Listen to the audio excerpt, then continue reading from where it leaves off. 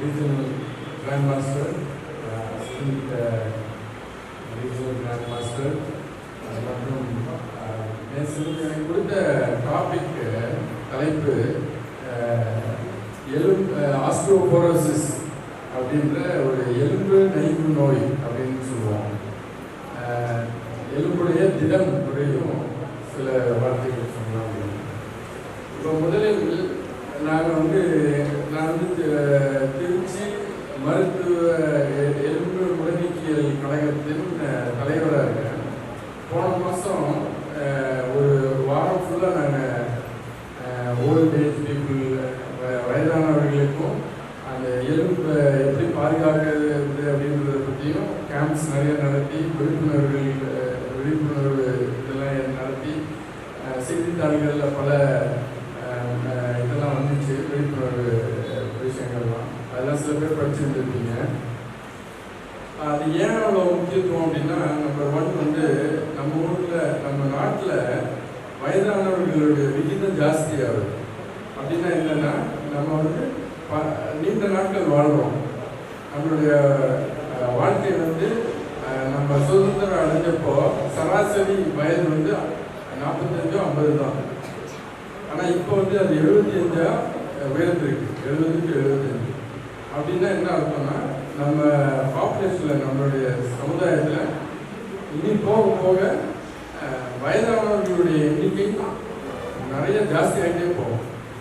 இப்போ doctor Samson Daniel, doctor Chinnanchuvadi, doctor Devendran, இவங்க எல்லாமே இந்த லாஸ்ட் ஒரு கடந்த 10-15 வருஷத்துலேயே எங்களுடைய ப்ராக்டிஸில் வயதானவர்களை ட்ரீட் பண்ணுற உபாதைகள் நிறைய பார்க்க ஆரம்பிச்சிட்டோம்.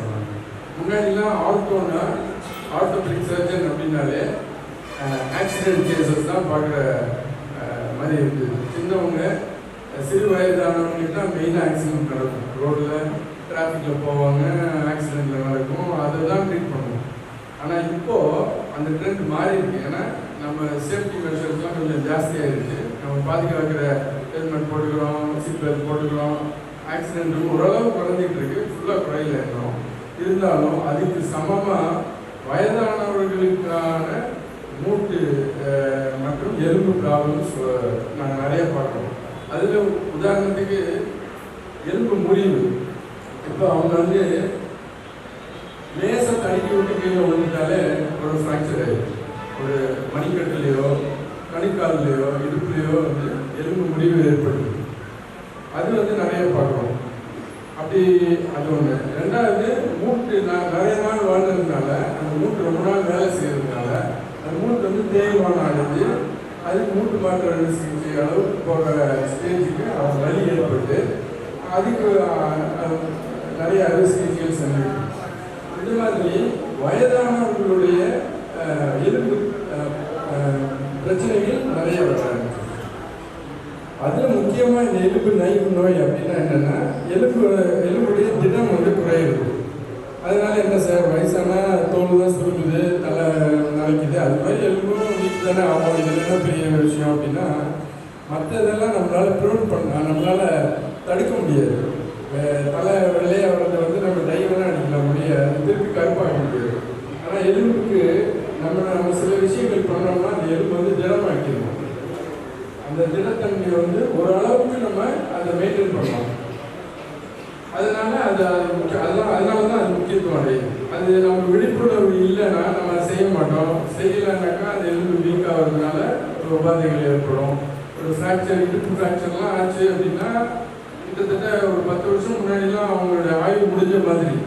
நிறைய பேர் ஃபேமிலியில் வந்து அவங்களுக்கு பணமும் இருக்காது, அவங்க கூட்டிகிட்டு போய் ட்ரீட் பண்ணுற வசதிகளும் இருக்காது. அதனால் அவங்க அப்படியே இருந்து அப்படியே அவங்க காலாவதி ஆகிடும். அந்த மாதிரி இல்லை. இப்போ ட்ரீட்மெண்ட்லாம் இம்ப்ரூவ் ஆகிடும். இருந்தாலும் அதை நம்ம ப்ரிவென்ட் பண்ணணும். நம்ம எலும்பு உடஞ்சி அதை ஆப்ரேஷன் பண்ணி சரி பண்ணுறதோட வராமையே தடுக்கிறது தானே நல்லது. எலும்பு உடையாமையே தடுக்கிறது நல்லது. அப்படின்னா அதுக்கு என்ன வேணும் அப்படின்னா, என்ன பண்ணணும்னா ஒரு 3-4 விஷயம், சிம்பிளான 4 விஷயம் பண்ணணும். ஒன்று வந்து ரொம்ப முக்கியமானது வந்து நம்ம உணவில் வந்து கால்சியம் எடுத்துக்கணும். கால்சியம் சுண்ணாம்பு சத்து அது வந்து நம்ம உணவில் நிறைய இதில் இருக்கும். கீரையில் இருக்குது, பால் சம்மந்தப்பட்ட எல்லாத்துலேயுமே இருக்கும், ராகியில் இருக்கும், மீன் வகைகளில் இருக்கும். இது மாதிரி இதெல்லாத்தையும் டெய்லி கொஞ்சம் கொஞ்சம் சேர்த்துக்கணும். அந்த கால்சியம் உள்ளது. அதுக்காக நம்ம போய் கால்சியம் மாத்திரையாக சாப்பிட்றோன்னா அது நல்லது இல்லை. ஏன்னா கால்சியம் மாத்திரை கிட்டத்தட்ட ஒரு சுண்ணாம்பு மாதிரி, ஒரு சுண்ணாம்பு வில்லை மாதிரி. அது வயிற்றில் தொந்தரவு கொடுக்கும், கெமிக்கல் அது நல்லது இல்லை. அதுக்கு அதோட இயற்கையாகவே எடுக்கிறது தான் நல்லது. ஸோ அந்த மாதிரி கால்சியம்னா நிறையா எடுக்கணும். அடுத்தது முக்கியமானது வந்து விட்டமின் டி. அது பேர் சன்லைட் வைட்டமின் பேர். நிறைய பேர் தெரிஞ்சிருக்கும். சின்ன பசங்க நிறைய படம் புக்கிலெலாம் படிக்கிறாங்க. ஸோ பல வைட்டமின்ஸ் இருக்குது, ஏ, பி, சி, டி நிறைய இருக்கிறதுல டி வைட்டமின் வந்து எலும்புக்கு ரொம்ப முக்கியம் அப்படின்றது ரொம்ப காலமாக நமக்கு தெரியும். அது சிம்பிளான விஷயம் என்னென்னா, டி வைட்டமின் வந்து சூரிய ஒளி மேலே பட்டாலே உடம்பே உற்பத்தி பண்ணிக்கும். ஸோ அது பேர் சன்லைட் வைட்டமின். நீங்கள் ஒன்றுமே பண்ணலாம், சூரிய ஒளி மேலே பண்ணணும், அவ்வளோதான். பல பேர் கிராமத்துலேருந்து வந்திருக்க மாதிரி தெரியுது எனக்கு. நீங்கள் உங்களுக்குலாம் பிரச்சனை கிடையாது. இது மெயின் ப்ராப்ளமே எங்களை மாதிரி நகரத்தவங்களுக்கு தான். நகரத்தில் ஏசியில் ஹாஸ்பிட்டலுக்குள்ளேயே, ரூமுக்குள்ளேயே, ஆஃபீஸ்க்குள்ளேயே இருக்கிறவங்களுக்கு மேலே தோளில் வெயிலே படமாட்டீங்க. எந்த அளவுனா இந்தியாவில் வெயிலுக்கு பஞ்சமே கிடையாது இல்லையா? வெளிநாடு மாதிரி கிடையாது. இப்போ மேலை நாடுகள்லாம் பார்த்தீங்கன்னா 6 மாதம் வெயிலே இருக்காது, இருட்டாகவே இருக்குது. 6 மாதம் லேசாக வெளிச்சமாக இருக்கும், 4-5 மாதம் லேசாக வெளிச்சமாக இருக்கும். ஒரு 3-4 மாதம் தான் இந்த அளவுக்கு வெயில் இருக்கும் ஒரு வருஷத்துக்கே. அதனால தான் வெயில் அடிக்கும்போது அவங்க போய் அவங்க உடம்ப வெயிலில் காமிச்சு அந்த விட்டமின் டி ரிசர்வ்ஸ் வந்து இயற்கையாகவே ஸ்டோர் பண்ணுறதுக்காக தான் அந்த மாதிரி வேலைகள்லாம் பண்ணுறாங்க. நமக்கு அந்த பிரச்சனைலாம் கிடையாது. நாள் முழுசும் வெயில் அடிச்சுட்டு, காலையிலேருந்து நைட்டு சாயங்காலம் வரைக்கும் வெயில் அடிச்சுட்டே நம்ம போய் நின்னால் போதும், நடந்தால் போதும். அது பண்ண மாட்டேங்கிறோம். அதனால் 80 விழுக்காடு மக்களுக்கு இந்தியாவில் விட்டமின் டி குறைபாடு. 80 விழுக்காடு மக்கள். அப்படின்னா நம்ம வந்து WHO உலக சுகாதார கழகம் என்ன சொல்கிறாங்கன்னா, ஒரு வாரத்துக்கு 5 மணி நேரம், ஒரு வாரத்துக்கு 5 மணி நேரம் வெயில் இருந்தால் போதும். நம்ம ப்ரௌன் ஸ்கின்னுக்கு, இந்த ப்ரௌன் தோலுக்கு. ஏன்னா அது ஒரு தோலுக்கு ஏற்ற மாதிரியும் வெயில் ஊடுருவது குறையும். இப்போ நம்ம தோலுக்கு வந்து ஒரு வாரத்துக்கு 5 மணி நேரம் இருந்தால் போதுன்றாங்க. ஒரு நாளைக்கு கிட்டத்தட்ட ஒரு 70 நிமிஷம், 1 மணி நேரம் வச்சுக்கோங்க அதிகபட்சம். அது கூட நம்ம இருக்கிறது இல்லை. ஸோ அது ரொம்ப முக்கியம். அப்படி இருந்தோம்னா அந்த விட்டமின் டி உடம்பே உற்பத்தி பண்ணிக்கும். எதனால் அந்த விட்டமின் டி என்ன பண்ணோம் அப்படின்னா, 2 முக்கியமான உடம்புல 2 முக்கியமான விஷயங்களுக்கு அந்த விட்டமின் டி தேவைப்படும். எங்களை எலும்பை பொறுத்த வரைக்கும் இப்போ சமீப காலமாக அந்த விட்டமின் டி பல விஷயங்களுக்கு தேவைப்படுதுன்னு கண்டுபிடிச்சிருக்காங்க உடம்புல. இந்த எலும்பை பொறுத்தவரையில் 2 விஷயம் என்னென்னா, நம்ம உட்கொண்ட அந்த கால்சியம் இருக்கு இல்லையா, முன்னாடி சொன்னதில் கால்சியம் சாப்பாட்டில் இருக்கு. அது வந்து குடல்ல இருந்து ரத்தத்துக்குள்ளே போகிறதுக்கு ஒரு டிரான்ஸ்போர்ட் மெக்கானிசம் இருக்குது. அதுக்கு வந்து இந்த விட்டமின் டி ரொம்ப தேவை. ஸோ நம்ம சாப்பிட்ற கால்சியம் பிளட்டுக்குள்ளே போடுது. அது விட்டமின் டி இல்லைன்னா மலத்தில் போயிடும், சாப்பிட்டு பிரயோஜனம் இருக்காது. 2வது, பிளட்டுலேருந்து கால்சியம்க்கு போகிறது இன்னொரு போனுக்கு, எலும்புக்குள்ளே போகிறது அடுத்த ஸ்டெப்பு. ரத்தத்திலிருந்து எலும்புக்குள்ளே போகிறது அந்த கால்சியம் போனால் தானே அது வேண்டிய இடத்துக்கு போய் சேர முடியும், அது அதோட வேலையை செய்யும். அப்போ 2வது ஸ்டெப்புக்கும் விட்டமின் டி தேவை. அந்த வகையில் பார்த்தீங்கன்னா விட்டமின் டி வந்து ஒரு முக்கியமான விட்டமின். அது எப்படி கிடைக்கும்னா, வெயில் நம்ம மேலே பட்டால் போதும். ஒன்றும் பண்ண நம்ம சும்மா போய் ஒரு 3/4 மணி நேரம் 1 மணி நேரம் காலையில் உட்காந்துக்கிட்டா போதும். அதுவே நம்ம பண்ணுறது இல்லை. வெயில் பட்டால் எனக்கு எரியும்னுவாங்க சில பேர், எனக்கு தண்ணி பெருவாக வரும்னுவாங்க, பல காரணங்கள் சொல்லுவாங்க. அதுக்கெல்லாம் க்ரீன் லைட்டாக இருக்குது, அவாய்ட் பண்ணிக்கணும். 2வது. 3வது புரதம். புரதம்னா புரோட்டீன். புரோட்டீன்னா புரதம். புரதம்னாக்கா நம்ம பருப்பு, மாமிச வகைகள், பீன்ஸ் வகைகள், இதெல்லாம் சோயா பீன்ஸு, இதெல்லாம் இருக்கிற புரதம். அது வந்து தினைக்கும் வந்து சேர்த்து எடுத்துக்கணும். ஏன்னா அதான் பில்டிங் பிளாக்ஸ். ஒரு உடம்புடைய பில்டிங் பிளாக்ஸ் வந்து அந்த புரோட்டீனில் இருக்கிற அமினோ ஆசிட்ஸ் தான். அப்போ அதை வந்து நம்ம டெய்லி சாப்பாட்டில் வந்து புரோட்டீனும் சேர்த்துக்கணும். ஒரு 1/3, 3/1 பங்கு வந்து புரதம் இருக்கணும் நம்ம பிளேட்டில். ரைஸாக சாப்பிடக்கூடாது. இப்போ 80% ரைஸே சாப்பிட்டு வயிறு சுகர் வந்துடும். அதனால தான் 40 வயசுக்கு மேலே நிறைய பேருக்கு ஆட்டோமேட்டிக்காக சுகர் வரும். ரைஸை குறைச்சிட்டு புரதத்தை சேர்க்கணும், காய்கறிகளை சேர்க்கணும். அப்போ கால்சியம் ஒன்று பார்த்தோம், விட்டமின் டி சன்லைட்டில் வந்துடும், புரதம் சாப்பாடுலேயும் கொண்டு வந்துடலாம். 4வது முக்கியமானது எலும்புக்கு வந்து ஸ்ட்ரெஸ் கொடுக்கும். எலும்புக்கு வந்து இது கொடுக்கும். ஸ்ட்ரெஸ்ஸு தமிழில் தெரியல, பட்டு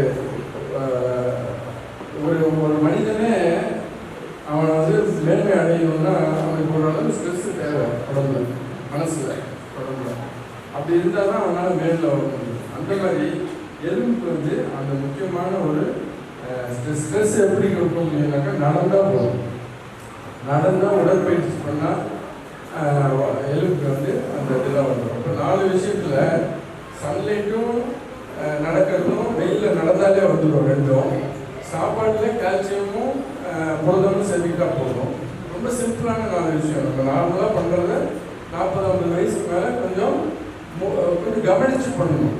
ஆனால் இது பிடிக்கல, இது வேண்டாம், நம்ம தள்ள அது எலும்பு வந்து வீக் ஆகிட்டே வரும். 50 வயசுக்கு மேலே மகளிருக்கு வந்து அந்த ஹார்மோனல் சேஞ்சஸ் நடக்கும். மாதவிடாய் நிற்கிற டைமில் அந்த ஹார்மோன்ஸ் எல்லாம் மாறும். அந்த டைமில் போன் வீக் ஆகிறது இன்னும் ஜாஸ்தியாகும். ஸோ அது இது 4 முக்கியம். அதனாலேயும் நல்லா வச்சுக்கிட்டோம்னா எலும்பு திடமாக இருக்கும். எலும்பு திடமாக இருந்தால் மற்ற உறுப்புகள்லாம் நல்லா வேலை செய்யும். நம்ம செய்ய வேண்டிய விஷயங்களை நல்லா பண்ணலாம். இது 4 ரொம்ப முக்கியம். அடுத்து ஒரு 2 நிமிஷம் மூட்டு தேய்மானத்தை பற்றி. மூட்டு தேய்மானங்கிறது எல்லாருக்கும் நடக்கக்கூடிய ஒரு இயற்கையான விஷயம்.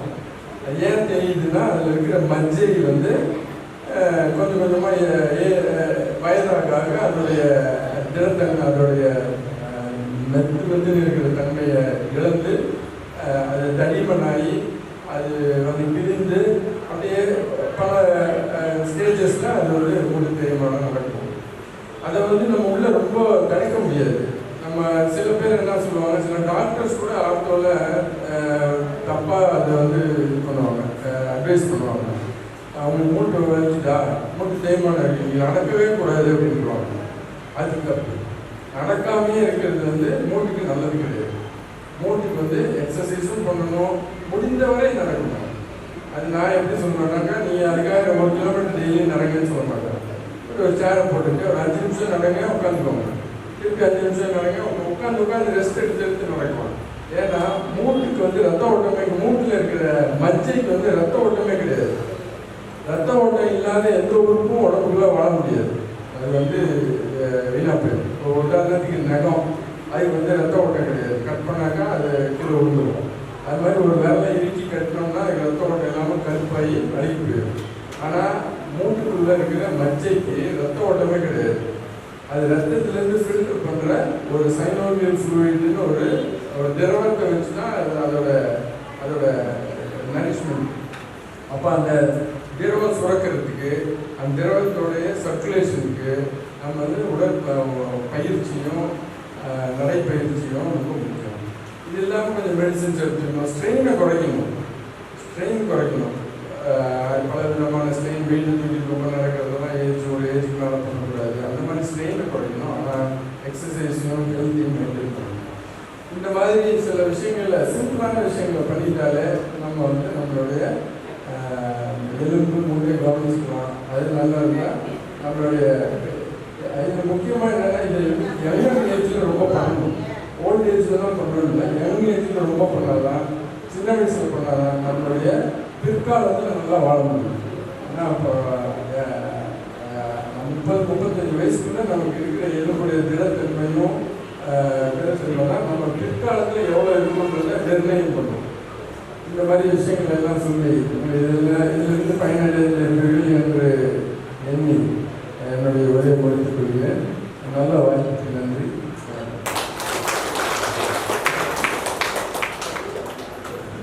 நன்றி டாக்டர் அவர்கள். இந்த மருத்துவர் அவர்கள் கடந்த 28 வருட காலமாக மருத்துவ பணியில் தன்னை ஆக்கிக்கொண்டு அர்ப்பணித்துக் கொண்டு கிட்டத்தட்ட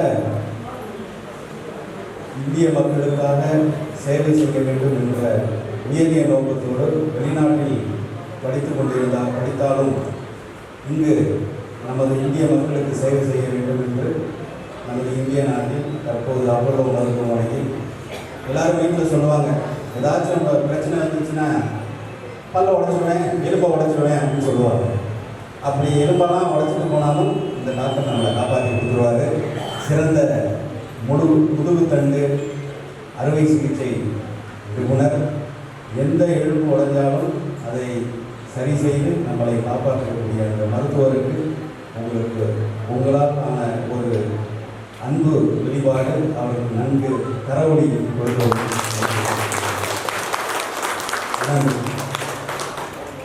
எவன் பெருமைக்குரியவன்?